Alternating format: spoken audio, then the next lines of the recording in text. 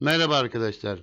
Şimdi 5. sınıf matematik dersi Doğal Sayılarla Problemler-2 testinin 14. sorusunu çözeceğiz. Sorumuz şöyledir. 3 kardeşin bugünkü yaşları toplamı 34'tür. İkincinin yaşı birincinin yaşının 2 katından 2 eksiktir. Üçüncünün yaşı ikincinin yaşının 2 katından 2 yaş eksiktir. En büyük kardeş kaç yaşındadır? A artı B artı C eşittir 34. B eşittir 2A eksi 2.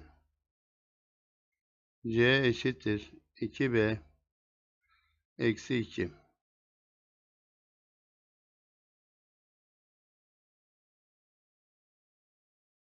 A artı 2A eksi 2 artı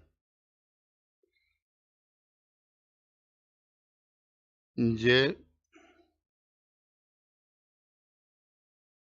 2A eksi 2 ve eksi 2 eşittir 34. A, B ve C. 3A eksi 4 artı 4A eksi 4 eşittir 34.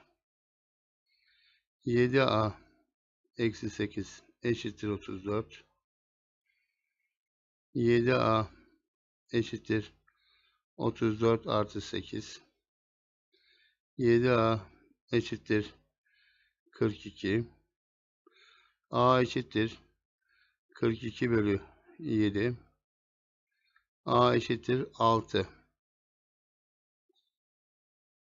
B eşittir 2 çarpı 6 eksi 2. B eşittir 12 eksi 2. B eşittir 10. C eşittir 2 çarpı 10 eksi 2. C eşittir 20 eksi 2. C eşittir 18. En büyük kardeşin yaşı 18'dir. Sorumuzun doğru cevabı C şıkkındaki 18 sayısıdır.